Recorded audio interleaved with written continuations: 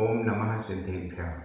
जीवमजीवमदव्यं जिणवरवसहीन जीर्णनिर्दिष्टं देविन्दविन्दवन्दं वन्दे तं सर्वदा शिरसा। बोलिए श्री खजराट चंद्र प्रभु भगवान की जय। आचार्य श्री नेमिचंद्र सिद्धांति देव की जय। हम सभी बड़े सौभाग्यशाली हैं जो हमें आचार्य नेमिचंद्र सिद्धांति देव द्वारा रचित महान ग्रंथ द्रव्य संग्रह के अध्ययन का अवसर मिला और अब हम लघु द्रव्य संग्रह का अध्ययन कर रहे हैं।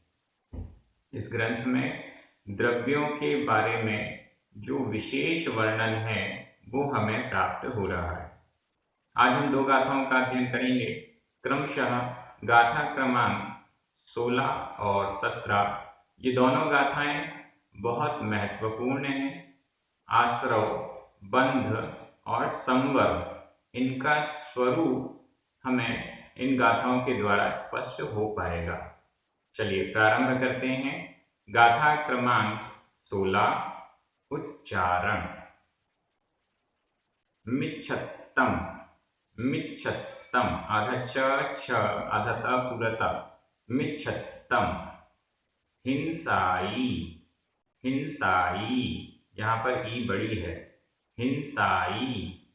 कसाय जोगा, कसाय जोगा। य आसवो, आसवो। बंधो, बंधो। सकसाई, सकसाई, यहाँ पर भी ई बड़ी है। सकसाई। जम, जीवो, जीवो। परिगिण्है, परिगिण्है, आधा ह, परिगिण्है।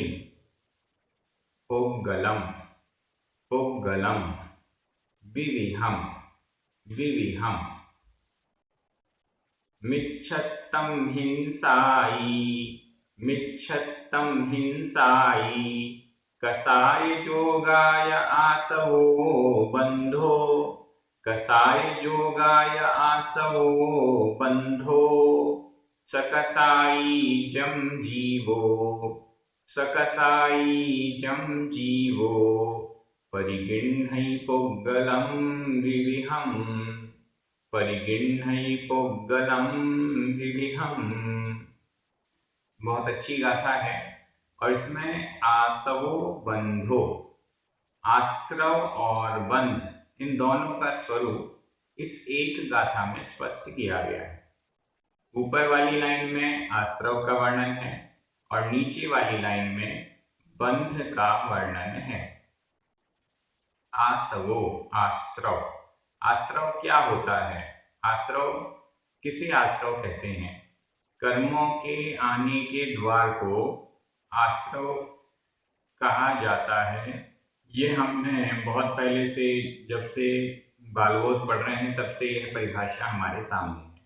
यहाँ पर कर्मों का आने का द्वार मतलब ऐसे भाव जिनके कारण कर्मों का आना होता है, कर्म आत्मा के प्रति आकर्षित होते हैं, वह आश्रव है।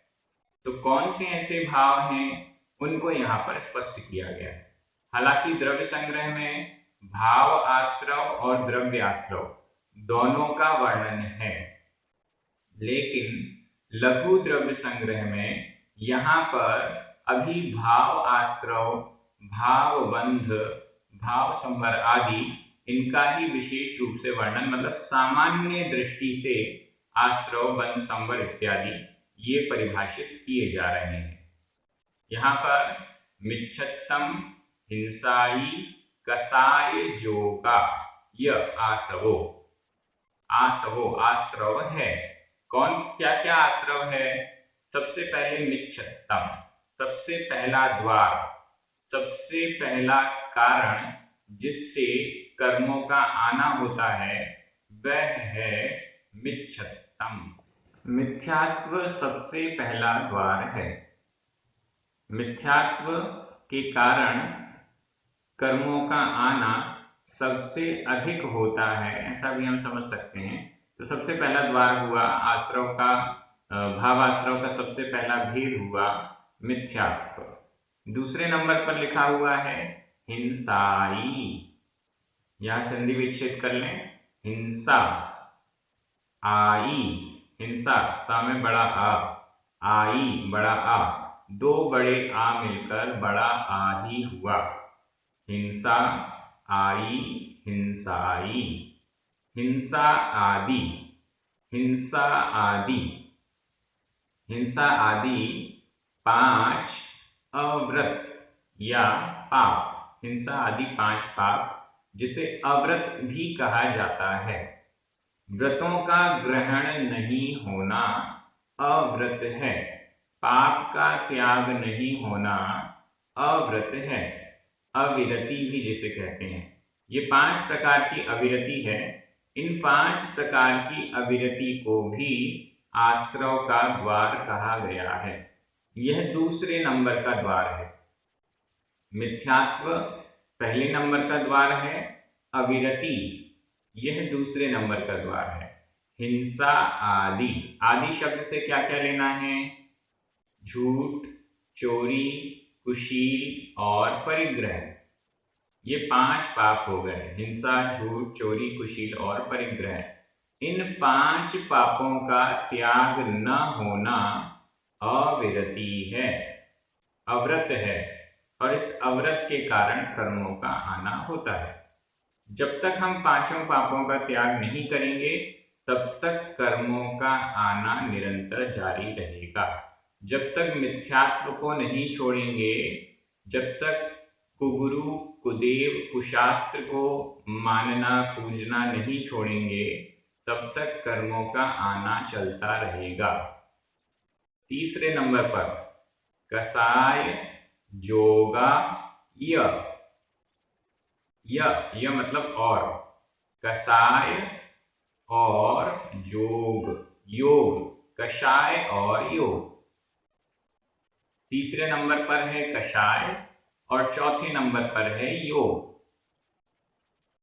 कषाय जो आत्मा को कष्टा है, दुख देता है, पराधीन करता है, उसे कषाय कहते हैं। 4 कषाय हैं, क्रोध, मान, माया और लोभ। जब तक यह क्रोध, मान, माया, लोभ नहीं छोड़ते हैं तब तक कर्मों का आश्रव निरंतर होता रहता है। तो तीसरा द्वार हुआ कषाय और चौथा योग। योग मन, वचन और काय, ये 3 प्रकार का योग होता है। मन, वचन और काय के निमित्त से होने वाले आत्मा के प्रदेशों का परिस्पंदन, यह योग कहलाता है। मन के निमित्त से, वचन के निमित्त से और शरीर के निमित्त से जो आत्मा के प्रदेशों का हिलना डुलना, हलन चलन हो रहा है, वह योग है और इसके कारण भी कर्मों का आश्रव होता है। ये 4 कारण हैं, मिथ्यात्व, अविरति, कषाय और योग। इसे आश्रव के द्वार भी कहा गया है, भाव आश्रव भी कहा गया है। ये भी क्रमशः हैं। सबसे पहले अगर छोड़ा जाएगा तो मिथ्यात्व को छोड़ा जाएगा। मिथ्यात्व छूटने के बाद दूसरा नंबर आता है अविरति का, हिंसा आदि 5 पापों का। फिर हिंसा आदि 5 पाप छोड़े जाते हैं, मुनि बना जाता है, मोक्ष मार्ग में आगे बढ़ा जाता है। मोक्ष मार्ग की साधना करते हुए कषायों को क्रश किया जाता है, कषायों को सूक्ष्म किया जाता है, कषायों को धीरे धीरे करके समाप्त किया जाता है। तो तीसरा नंबर आता है कषाय का। कषायों का पूरा समापन होने के बाद फिर जब केवल ज्ञान उत्पन्न हो जाता है, इसके बाद फिर योग के उपशमन, योग के नाश की चर्चा हो पाती है। तो सबसे पहला मिथ्यात्व को बंद करना पड़ता है, ये क्रम हो गया। दूसरे नंबर पर अविरति से छुटकारा प्राप्त करना होता है। तीसरा क्रम आता है कषायों का और अंतिम क्रम योग का है। इससे एक बात और स्पष्ट होती है, अगर मिथ्यात्व को नहीं छोड़ा तो अविरति भी नहीं छूटेगी। ध्यान से सुनिए, अगर मिथ्यात्व को नहीं छोड़ा तो अविरति भी नहीं छूटेगी। मतलब अगर कोई मिथ्या दृष्टि है तो वह 5 पापों का त्याग नहीं कर पाएगा।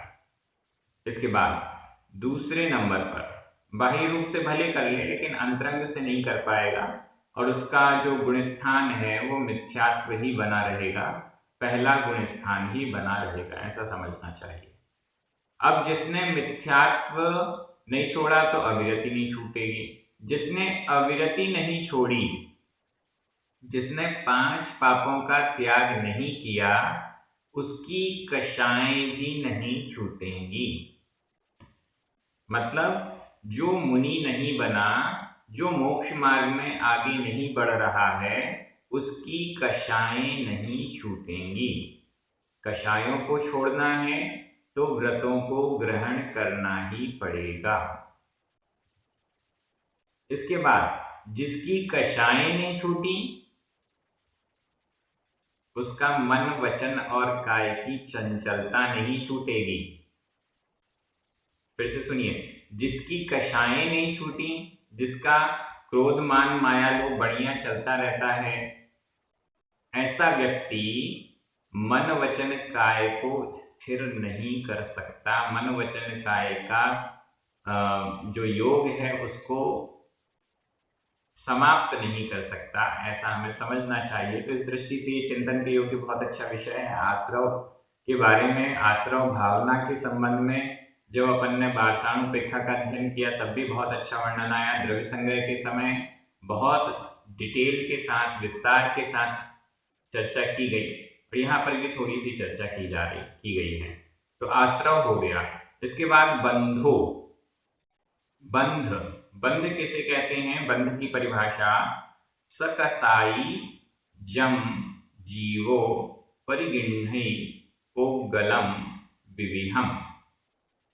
सकसाई जीवो, सकसाई स सहित, कसाई कषाय, कषाय से सहित, सकषाई कषाई, कषायवान जीवो जीव, कषायों से सहित जीव क्या करता है? परिगिण्है, परिगिण्है ग्रहण करता है। परिगिण्है, यहाँ पर परि उपसर्ग है, गिण्ह यह क्रिया है और इसमें वर्तमान काल अन्य पुरुष एक वचन का क्रिया रूप लगा हुआ है। परिगिण्है ग्रहण करता है, चारों तरफ से ग्रहण करता है, हर तरफ से ग्रहण करता है। किसको?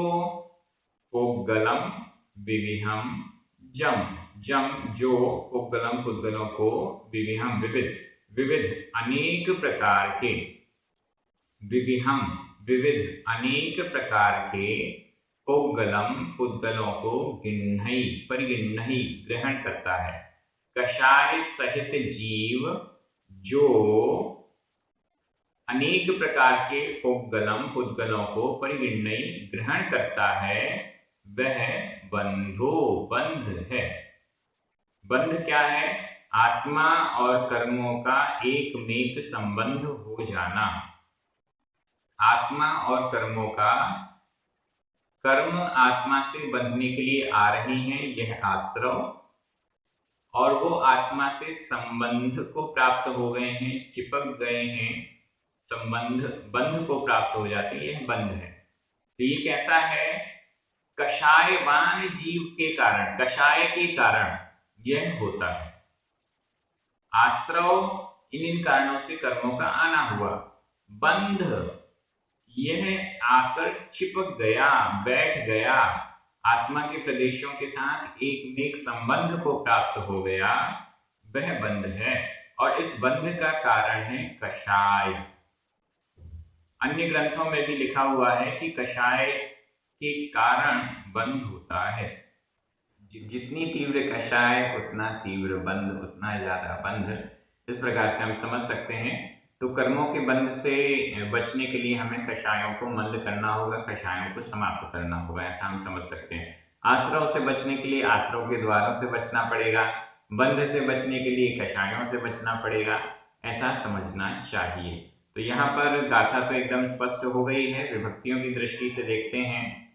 मिच्छत्तम हिंसाई, आसवो बंधो सकसाई, जीवो जम पुगलम, जम को छोड़ दीजिए, तो यहाँ तक जीवो तक ये सभी प्रथमा विभक्ति के एक वचन हैं। कसाय जोगा प्रथमा विभक्ति का बहुवचन है। यह अव्यय, इसमें विभक्ति नहीं होती। इसके अलावा परिगिण्हई, यह वर्तमान काल अन्य पुरुष एक वचन का क्रिया रूप है। जम पुगलम विविहम, यह द्वितीय विभक्ति का एक वचन है। इस प्रकार से इसकी विभक्तियां भी क्लियर हो गई। अब हम अगली गाथा में चलते हैं। गाथा क्रमांक 17, उच्चारण। मिच्छत्ताई चाओ, आधा पुरता आधा छ, मिच्छत्ताई चाओ। संवर, संवर, जिण भणई, भणई। निज्जरादेसे, निज्जरादेसे, आधा ज पूरा ज, निज्जरादेसे। कम्माण, कम्माण, खो सो, पुण, पुण। अहिलसियो, अहिलसियो। अणहिलसियो, अणहिलसियो। य। मिच्छत्ताई चाओ, मिच्छत्ताई चाओ। संवर्जिण भणई निज्जरादेसे, संवर्जिण भणई निज्जरादेसे। कम्माण खो सो पुण, कम्माण खो सो पुण। अहिलसियो अणहिलसियो य, अहिलसियो अणहिलसियो य। यहाँ भी संवर और निर्जरा इन दोनों को परिभाषित किया जा रहा है। पहले चरण में संवर को परिभाषित किया जा रहा है और अंतिम तीनों, बाकी तीनों चरणों में निर्जरा का प्रकरण है। संवर क्या है? एक लाइन, एक शब्द में आंसर दे रहे हैं। मिच्छत्ताई चाओ, मिच्छत्ताई चाओ। चाओ त्याग, चाओ चाअ, इसका अर्थ हुआ त्याग। त्याग, किसका त्याग? मिच्छत्ताई। संधि विच्छेद कर लें। मिच्छत्त आई, मिच्छत्त, त में छोटा अ, आई बड़ा आ, छोटा आ और बड़ा आ मिलकर बड़ा आ हो गया। मिच्छत्त मिथ्यात्व, आई आदि, मिथ्यात्व आदि का त्याग क्या है? संवर, संवर है मिथ्यात्व आदि का त्याग। आदि शब्द से क्या क्या लेना है? ऊपर जो आश्रव के द्वार बताए थे वो सब हमें आदि से लेना है। मिथ्यात्व, हिंसा आदि अविरति, कषाय और योग, इन सब का त्याग करना संवर है। मिथ्यात्व को छोड़ना, अविरति को छोड़ना, कषाय को छोड़ना और फिर अंत में योग को भी छोड़ना, यह संवर है। जैसे जैसे एक एक द्वार, आश्रव का द्वार बंद करते जाएंगे, वैसे वैसे संवर भी होता जाएगा। यह हमें समझना चाहिए। तो इस दृष्टि से मिच्छत्ताई चाओ संवर, मिथ्यात्व आदि का त्याग, यह संवर है। अब आगे चलें। जिण भणई, कौन कहता है?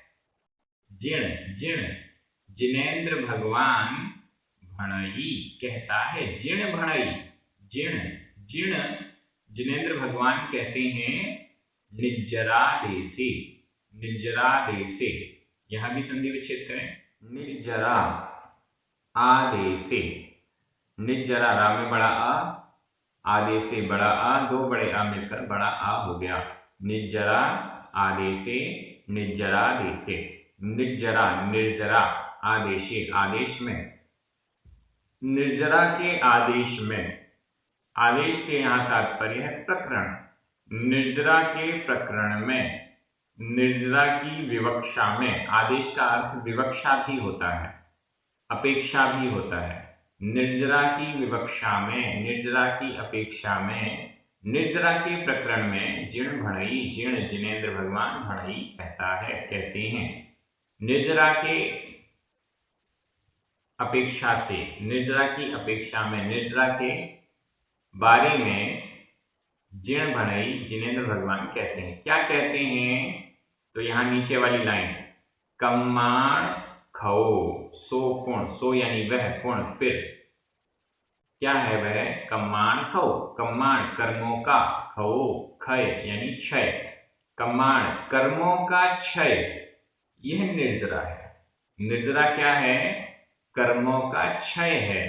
कर्मों का जो बंधे हुए कर्म हैं वो अपना फल देकर या कम फल देकर झड़ते जाते हैं, नष्ट होते जाते हैं, आत्मा से संबंध को विच्छेद करते जाते हैं, उसे कर्मों का क्षय कहते हैं।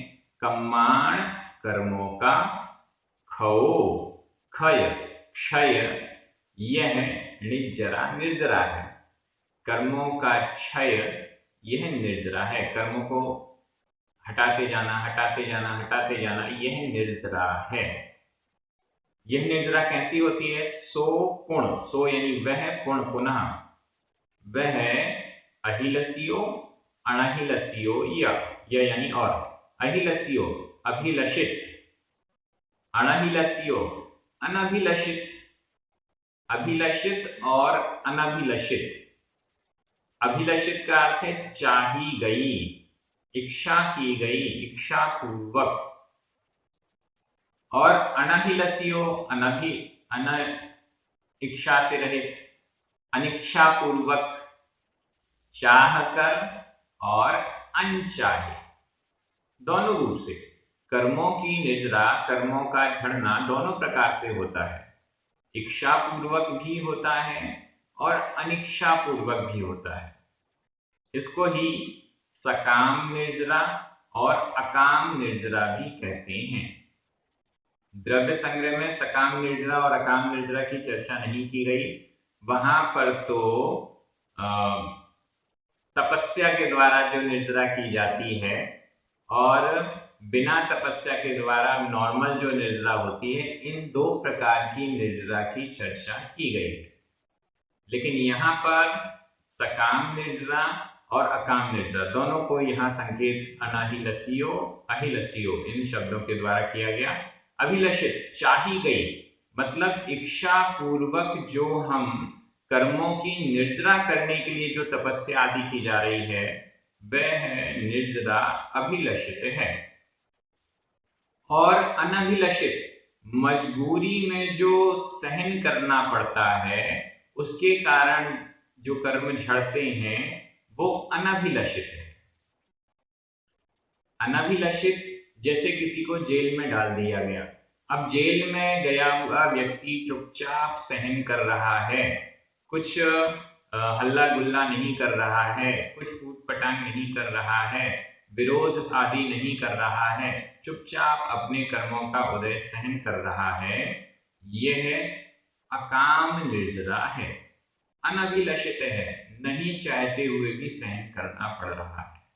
व्यक्ति गरीब है, वो गरीबी के कारण भूख प्यास आदि अन्य अन्य विपदाओं को सहन कर रहा है, इससे भी उसके कर्मों की निर्जरा हो रही है, लेकिन वह मजबूरी में यह काम कर रहा है, इसलिए वह अनभिलषित है, अकाम निर्जरा है। अगर वह ऐसा नहीं करेगा तो कर्मों का बंध उल्टा और अधिक हो जाएगा, ऐसा हमें यहाँ समझना है। तो यह अनभिलषित है, निर्जरा तो हो रही है, लेकिन जब हम इच्छा पूर्वक तपस्या आदि के द्वारा स्वयं कर्मों को झड़ाते हैं, तो उससे मोक्ष मार्ग प्रशस्त होता है, मोक्ष की बात आगे बढ़ती है। लेकिन जब मजबूरी में ये काम होते, नहीं चाहते कि कर्मों की निर्जरा हो, नहीं चाहते कि हमें मजबूरी में ये सब सहन करना पड़े, फिर भी सहन करना पड़ता है, तो भले ही उससे मोक्ष ना मिले, लेकिन स्वर्ग आदि उत्तम सुखों की प्राप्ति, स्वर्ग आदि जो सांसारिक सुख हैं उनकी प्राप्ति भविष्य में हो जाती है। हम आए हुए संकटों को शांति से सहन करते हैं, मजबूरी में सहन करते हैं, तो इससे भी ये जो हमारे कर्म हैं वो झड़ जाते हैं और भविष्य में जो सांसारिक सुख हैं वो हमें प्राप्त होते हैं। ऐसा दोनों प्रकार से हमें यहाँ समझना चाहिए। तो सकाम निर्जरा और अकाम निर्जरा दोनों के संकेत यहाँ पर दिए गए हैं। इस प्रकार से निर्जरा का भी यहाँ प्रकरण हुआ, संवर का भी प्रकरण हुआ।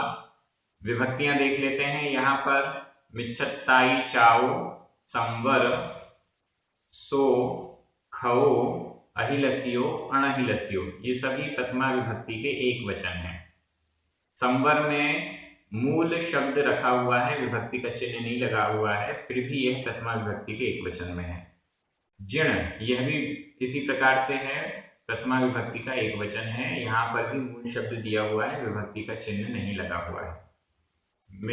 इसके अलावा भणई, वर्तमान काल अन्य पुरुष एक वचन का क्रिया रूप है, भण क्रिया यहाँ पर लगी हुई है। निज्जरा देशे, सप्तमी विभक्ति का एक वचन है। कम्माण, षष्ठी विभक्ति का बहुवचन है।